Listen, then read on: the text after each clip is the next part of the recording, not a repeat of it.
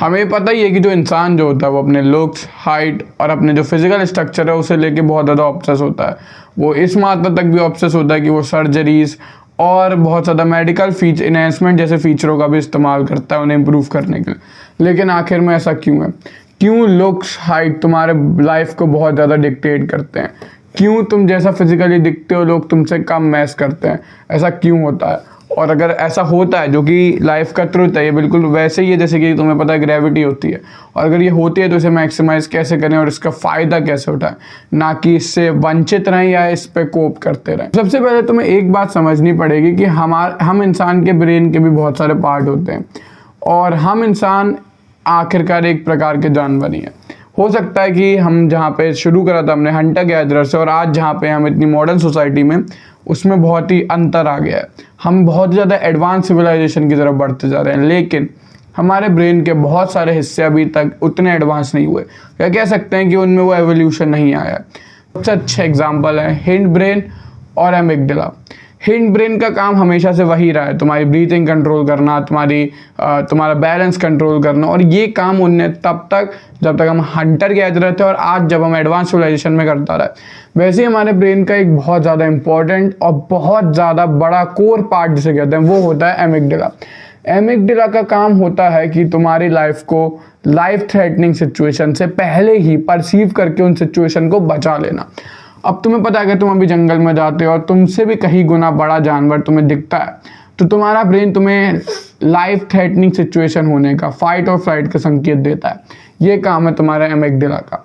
इसी एमिगडाला का काम है दूसरे पर्सन को परसीव करना और देखना कि क्या ये तुम्हारे लिए थ्रेट है या नहीं। इसलिए जब भी तुम अपने से काफ़ी ज़्यादा बड़े फिजिकल स्ट्रक्चर का पर्सन देखते हो, जो कि तुम देखते हो कि ये थोड़ा सा स्पेस ज़्यादा ले रहा है या थोड़ा सा इसकी एग्रेसिव नेचर लग रहा है, तुम थोड़ा सा नर्वस होने लगते हो, एंजाइटी होने लगती है। ये बहुत ज़्यादा नेचुरल रिस्पॉन्स है। सेम हमारे ब्रेन के ये पार्ट रिस्पॉन्सिबल होते हैं हमारा मेट डिसाइड करने के लिए। इस मेट के साथ जो हमारे ऑफस्प्रिंग होंगे, वो फ्यूचर जनरेशन होगी, वो आगे सर्वाइव कर पाएगी या नहीं। इस वजह से बहुत ज़्यादा बार सिचुएशन में फीमेल ज़्यादा हाइट को बहुत ही ज़्यादा अट्रैक्टिव परसीव करती हैं। और आपने सुना होगा कि 6'4", 6'10", समझ रहे हो तुम मेरी बात, है ना। और उसका सिंपल रीज़न यही हमारा ब्रेन है। पहले के टाइम में एक ज़्यादा बड़े फिजिकल स्ट्रक्चर का मेल ये चीज़ को प्रूफ करता था कि तुम भूखे नहीं रहने वाले हो, तुम्हें खाना मिल जाएगा, ठीक है। लेकिन अब के टाइम में जब ये मॉडर्निटी ऐसी नहीं है, हो सकता है कि लंबे स्ट्रक्चर का बंदा भूखा हो, वो गरीब हो, और हो सकता है एक छोटे स्ट्रक्चर का बंदा लाइफ में अच्छा करे और काफ़ी ज़्यादा अच्छे रिसोर्स पाए। लेकिन हमारे ब्रेन को ये बातें नहीं पता है।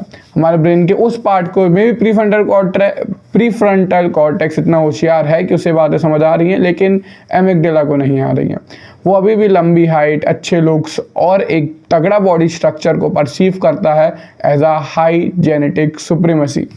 जितनी अच्छे एक बंदे के जेनेटिक्स होते हैं, उसे जंगल में सोशल हायरार्की में, और या फिर कह लो तुम वहाँ की हायरार्की में जंगल की टॉप पे रखा जाता है, क्योंकि एक अच्छा जेनेटिक्स होना तुम्हारे वाले आने वाले ऑफस्प्रिंग को भी एक अच्छी लाइफ देते हैं। सेम यही कंसेप्ट ह्यूमंस में भी लगता है। अगर तुम पिता लंबे और माता लंबे तो बच्चा भी लंबा ही होगा। यही चीज़ जो फीमेल का माइंड है या फिर मेल का माइंड है वो परसीव कर लेता है by looking at your physical structure.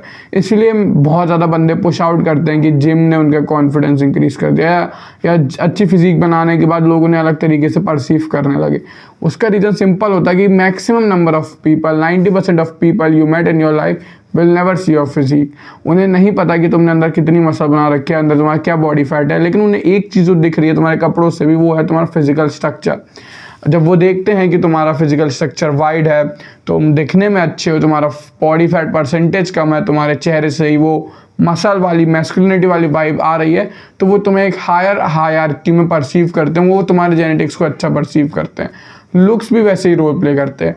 एक अच्छी स्किन, एक अच्छे हेयर्स, फेस का अच्छे से ग्रोथ होना, ये बिल्कुल ही वैसे जेनेटिक सुप्रीमेसी दिखाता है जैसे कि हाइट दिखाती है, बॉडी स्ट्रक्चर दिखाता है। अब हाइट को ही इतना तवज्जो क्यों दिया जाता है? देखो भाई, सिंपल बात है, हाइट जो है सबसे ज़्यादा लेस एफर्ट से चेंज होने वाली चीज़ है। मतलब तुम कितना भी एफर्ट लगा लो, तुम अपनी हाइट अच्छी नहीं कर पाओगे।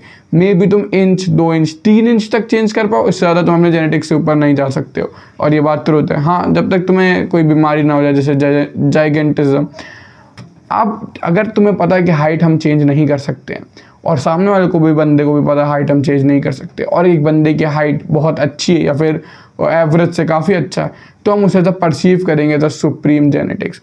और जेनेटिक्स, तुम कैसे दिखते हो, तुम कहाँ हो, ये तुम्हारे अट्रैक्शन में, तुम्हारे जॉब में, तुम्हारी लाइफ में बहुत बड़ा रोल प्ले करता है। तो मैं तुम्हें साइड का ज्ञान दे दिया, अब इसे मैक्स आउट कैसे करें। सबसे पहले इन चीज़ों से भागना दूर हो जाओ कि भाई मैं लुक्स इंप्रूव नहीं करूँगा, वो तो बहुत वेग है, हाइट वेग है या फिर फिजिकल स्ट्रक्चर वेग है। ये तुम्हारी लाइफ को काफ़ी ज़्यादा एक अच्छा बूस्ट दे सकता है। इवन अगर तुम्हारे 2 वर्जन है, एक जो उतनी करियर पे मेहनत करता है, एक जो मे बी करियर पे 10-20% लेस मेहनत करता है लेकिन उसकी फिजिकलिटी अच्छी है, तो स्टडी प्रूवन है ये चीज़। अगर स्टडी तुम पढ़ना चाहो तो मैं नीचे देख के लिंक कर दूंगा।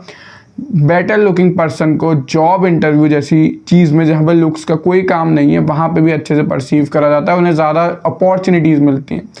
तो अभी भी तुम्हारे पास टाइम है, तो मेरी वीडियो देख रहे हो तो तुम अभी यंग होगे, प्लीज़ अपने फिजिकल स्ट्रक्चर, लुक्स या फिर ऐसी चीज़ें जो तुम्हारे को जेनेटिकली सुप्रीम दिखाती हैं, उन पे काम करना शुरू करो। क्योंकि हमारे ब्रेन को नहीं पता है कि तुमने ये काम करके बनाया है या फिर तुम जेनेटिकली गिफ्टेड हो। अगर तुम्हारी वो चीज़ एवरेज से काफ़ी अच्छी है तो तुम्हारा ब्रेन उनसे परसीव करेगा कि तुम जेनेटिकली सुप्रीम ही हो, और दूसरे पर्सन भी तुम्हें जेनेटिकली सुप्रीम ही परसीव करेंगे। तो अभी भी टाइम है, काम करो इस पर, कोप करके कोई फ़ायदा नहीं है। मिलते हैं अगली वीडियो में, तब तक के लिए do what bottom 99% are not doing. चलो।